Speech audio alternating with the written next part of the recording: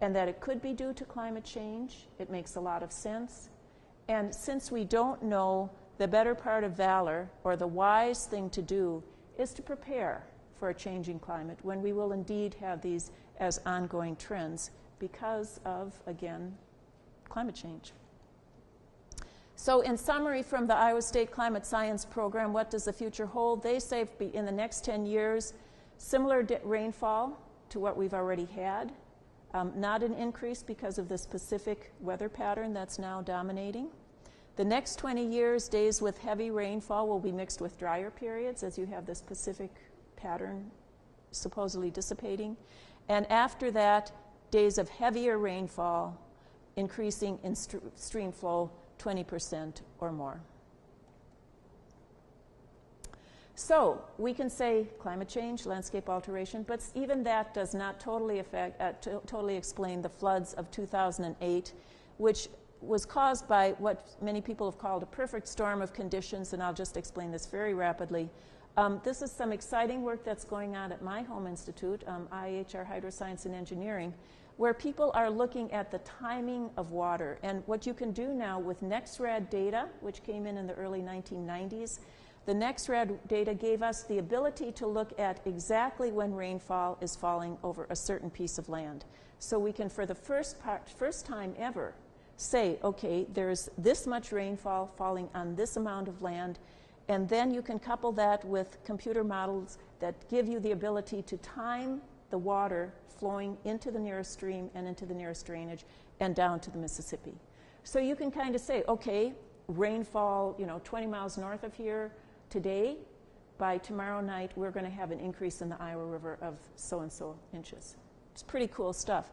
And here, look at this map, for example. You can say, okay, any water here will flow through Cedar Rapids the next day. That's 1 day. 2 days out, 3 days out, 4 days, 5 days, 6 days. If you have a storm up here and you have 5 inches of rain, you know that that 5-inch rainfall is going to be hitting Cedar Rapids 5 days later. If you couple that with the NextRad generated maps, you can explain this flood of Cedar Rapids, which was so huge. Here is the day, June 13th, is the day that Cedar Rapids had the biggest flood, right? Completely clear, no precipitation at all. But the night before, they had a heavy rain in the 1 day before, 1 day short shy of Cedar Rapids area, right? Red, a lot of rain. And then they had 1 day, 2 day, 3 day, 4 day, 5 days. They had a glut of rain up here 5 days out. So that this rainfall flowed down the Cedar River, combined with this rainfall right here, and hit Cedar Rapids on June 13th. And people say, well, why wasn't that flood predicted? Because nobody could have predicted that the rain fell just there, just that much the night before. So this is interesting stuff. It's not easy. It might look easy, but these are complex models, and you do a flood and a river at a time. It's still pretty tedious. I think that researchers hope that eventually this will all be on the web and people will have access so they can see what is going to flood when. Cedar Rapids peak, June 13th, 2008. Biggest flood on record, twice as big as any previous flood we've had. The second biggest flood was about 73,000 cubic feet per second. Here we had 140,000 cubic feet per second going through Cedar Rapids. Huge flood. So what do these floods do? Well, some of the things that they do are quite obvious. They cause a lot of damage, and that's pretty obvious, but not everything is so obvious. And that's what's a little bit scary to me about floods. Here you can see in Cedar Rapids, the white is the 9.2 square miles that was flooded on June 13th, 2008. Do you know what all these little black dots are? Anybody want to guess? Those are EPA toxic release sites. Those are sites that have been designated by the Environmental Protection Agency as sites that needed cleanup because of their toxic waste in the soil, in the water here in Cedar Lake.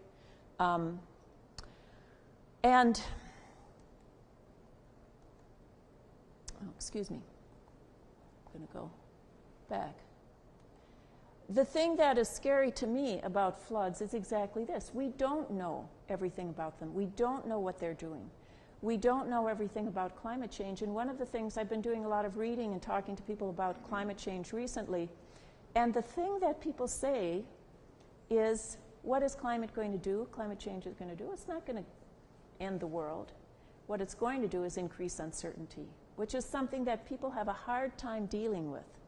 We want to know we're going to get up in the morning in September and have pleasant weather, right? And it feels like July out there. I'm not saying that this is climate change, but we have expectations about our world. We have expectations about the fact that we're not going to have, here Sarah's suffering from her allergies, and she doesn't want to be suffering from them in September. She wants the weather a little bit cooler. And if you have increased certainty, I think we're looking toward a period when that uncertainty is going to increase in many ways. And so in summary, let's look at floods. What do we can say that Iowa floods are complex. There's a heck of a lot more to learn.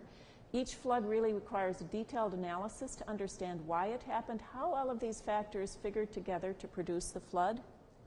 But that there are similar trends. We've seen them in 2008, we've seen them in 2010. And we should look at these trends and watch for them. And if we see these appearing, we should prepare for flooding. And that is a snowy winter with a wet, cool spring, saturated soils, rivers running full. We're set up at that point for having floods in the early summer because of this concentration of rainfall in the early summer. And we can say that we have contributors to the flooding: landscape alteration, changing climate. Another thing that we haven't talked about is simply that we put ourselves in harm's way. Why do we get harmed? You know, why do you get run over by the car? Because you're standing in the middle of the street, right? If you're standing on the sidewalk, you're not going to get run over. Why do we get so much damage from floods? Because we live in floodplains. And floodplains are structurally a part of the river's bed. So if you don't want to get wet, you don't live in the river's bed. That's the basic truth. How do we do that? How do we work toward a saner environment, toward an Iowa where we live with floods rather than pretending maybe that we won't get hit again? Well, the most obvious thing is that we need to get more permanent cover, permanent ground cover on agricultural areas. A landscape that is over half bare ground, waiting for early spring rains to erode it and to wash into the rivers, is setting ourselves up for floods. So moderate intensity flood is giving way to a more extreme flood, and we need to increase infiltration on agricultural land. We also need to increase infiltration in cities, and there are lots of things that are being done in cities now.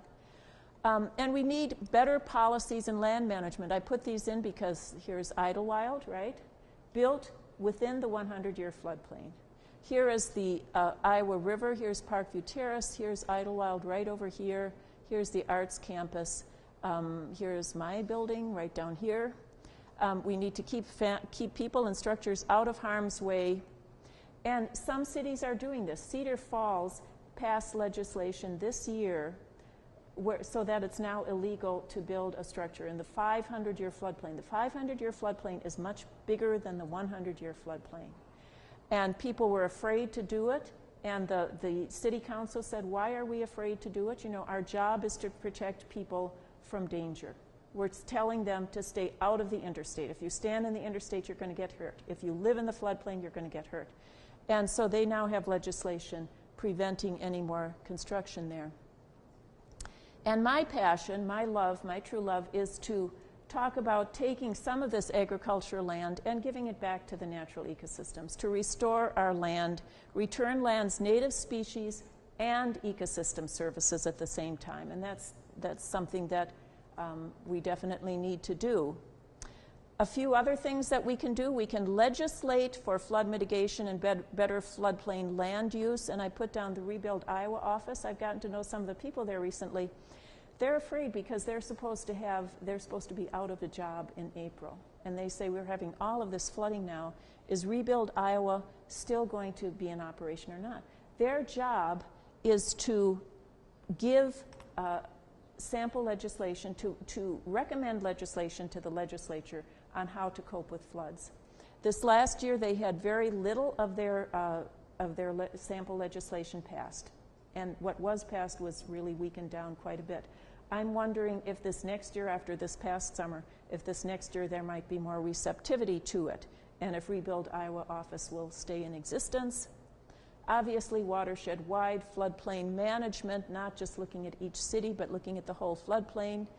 Agricultural policies are so important, and I just would invite you to consider on the ballot this fall looking at the two candidates. One is pretty much a corn and soybeans farmer. The other one is a permanent cover, a perennial cover person. Very different choices that we have for Secretary of Agriculture, which could really change the face of Iowa if we had somebody who was not so much in love with corn and soybeans. Conservation efforts, many of you have heard of the Iowa Water and Land Legacy. It's going to again be something on the ballot on November 1st, the first question. This would give permanent funding to Iowa for conservation efforts, including over half of the money would go to farmers for conservation, for buffer strips, for preventing flooding in their lands and the like.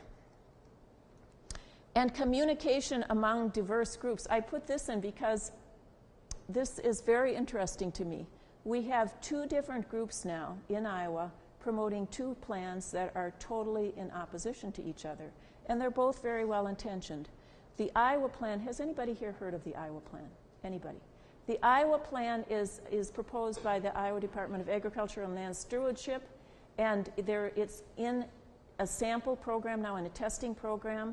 The Iowa plan is going to allow farmers to renew their drainage tiles on the uplands in exchange for building large wetlands near a river's mouth.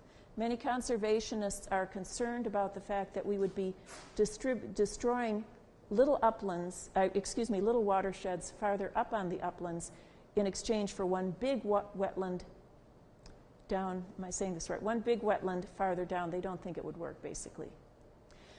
In contrast to that, we have people at my institute talking about distributed water storage as a way of preventing floods. And what they say is we need to construct little wetlands, little water storage areas way throughout the drainage. Hundreds, or dozens, maybe not hundreds, but at least dozens of little water storage areas throughout the uplands in order to hold the water so that it doesn't gush down into the rivers. Again, well-intentioned plans, totally different recommendations, people not putting those two together. So communication is a lot of the problem, I think, here, and some of the solution as well. And how do we address climate change? Well, 3 question marks there. If anybody can answer that, that's great. Go talk to our president. I read a quote recently that I just love. If we want things to stay as they are, things will have to change. And I think of us Midwesterners as being traditionalists. I'm a traditionalist. I like things to be the way they are. I want my kids to come home. I want my grandkids to come home to a state that is as welcoming and as beautiful as I think Iowa is. But if we want those amenities to last, if we still want swimming holes and bird song and all of these things that some of us love, things are going to have to change in a major way. We're going to have to accept that our comfort zone might be impeded upon by the actions that we might have to take to combat climate change. We're going to have to accept that the norm might have to switch. We're going to have to accept that we might have to change our standard of living if we want the more important things to stay the way they are.